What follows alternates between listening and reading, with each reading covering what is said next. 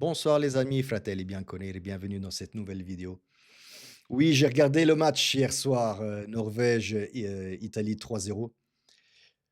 Je pense, je pense que c'était le pire match que j'ai vu en 25 ans dans ce siècle. J'ai pas souvenir depuis le début des années 2000 d'avoir eu un match aussi catastrophique et honteux pour le foot italien. Mais avant de continuer, lâchez un like, abonnez-vous et commentez ici en bas. Là. Euh, alors je disais, c'est une honte pour le foot italien hier soir. Des joueurs qui, pour moi, ne sont jamais descendus sur le terrain. Euh, des joueurs qui ne suivent plus Spalletti. C'est l'impression que ça me donne. J'ai l'impression même que Spalletti a jeté 11 joueurs dans l'arène, dans le rectangle de jeu, sans savoir ce qu'il devait faire, sans tactique, sans jeu, sans totalement en proie des Norvégiens. Mais ça s'est surtout vu en première mi-temps, où on se prend 3 buts avec une défense, mon Dieu. Et encore, attention, hein, quand je dis la défense, le défenseur central, Coppola, est le meilleur des trois. Hein, ou Coppola, le joueur, le défenseur de Vérone, est le meilleur des trois. Hein. Je ne sais pas. Hier soir, c'est un scempio totale, une honte totale. Je vais, je vais dire une seule chose. Hein. Gravina out. Euh, je pense qu'il doit tout simplement se démettre de ses fonctions. Et Gravina, je vais te dire une chose. Une seule chose que tu dois faire avant de résigner ton contrat, c'est appelle Claudio Ranieri, vire Spalletti.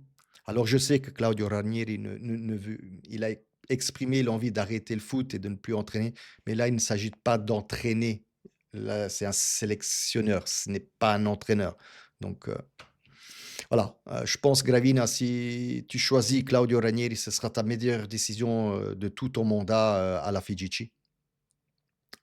Des mandats catastrophiques de la part de Gravina, qui n'a rien compris au foot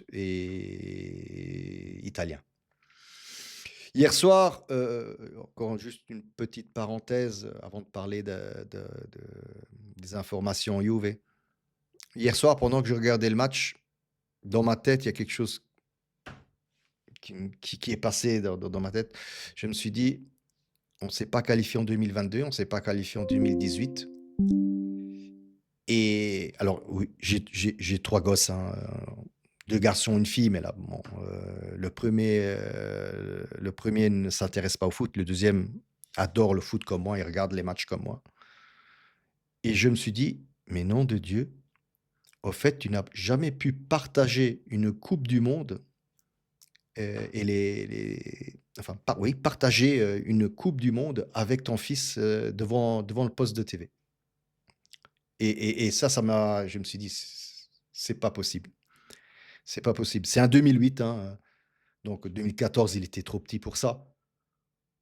Et je me suis dit, OK, il a loupé 2018, il a loupé 2022, et maintenant, il risque de louper aussi. Moi, je risque de louper avec mon fils aussi cette Coupe du Monde 2026 avec la nationale italienne. Donc, si on la loupe, ça sera pour 2030. 2030, ça veut dire qu'il aura 22 ans. Donc, toute une génération de gamins qui n'ont jamais vu la nationale italienne en Coupe du Monde. C'est grave. Je me demande si M. Gravina se rend compte ou pense à ça. Donc c'est pour ça que je dis Spalletti out, Gravina out, mettez Claudio Ranieri ou quelqu'un d'autre, s'il vous plaît, pour qu'on se qualifie pour cette Coupe du Monde. Alors oui, les amis, tout n'est pas perdu. Il y a encore les playoffs. On peut encore se qualifier en tant que premier en gagnant tous nos matchs et en gagnant face à la Norvège 4-0. Mais bon, ça va être compliqué. Voilà, ça c'était sur la partie Squadra Azzurra. Sinon, laissons, on va passer sur la Juve. Ne pensons plus à ça, on verra bien mardi soir, mercredi soir, je ne sais même plus quand est-ce qu'ils jouent. Revenons à la Vecchia Signora. Quelques rumeurs, alors oui, il y a eu des intérêts de plusieurs clubs européens sur Gatti, mais Gatti ne semble pas se diriger autre part qu'à la Juventus et il n'a pas envie de la quitter et va sans doute prolonger, son contrat. Retegui, oui, non, si, non, peut-être, je ne sais pas. Personnellement, je l'ai vu hier soir jouer. OK, si on a 30-40 millions à mettre, ben, peut-être qu'on le mettra sur un autre joueur, un autre attaquant parce que hier soir, il ne m'a pas convaincu du tout, hein, qu'il reste à Bergame. Par contre, il y a une bonne nouvelle, enfin, espérons-le. Vlahovic, apparemment, Fenerbahçe, le club turc, a fait une grosse, très grosse offre à l'agent de Dusan Vlahovic pour l'année prochaine, au Fenerbahçe. Croisons les doigts, croisons les doigts. Alors oui, c'est clair, Vlahovic partira avec la Juve pour cette coupe du monde, FIFA.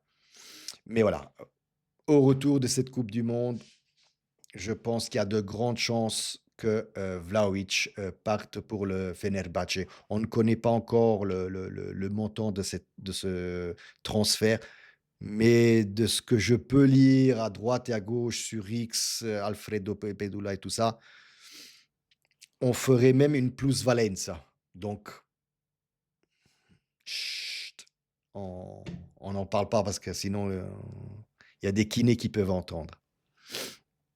Sinon, côté gardien, donc je vous l'avais dit la dernière vidéo, pas la vidéo dernière, la dernière vidéo, il y avait un intéressement sur Donnarumma de la part de la Juve, mais que je n'y croyais pas et d'ailleurs, c'est officiel maintenant, Donnarumma, voudrait continuer avec le PSG, voudrait une prolongation de contrat avec le PSG.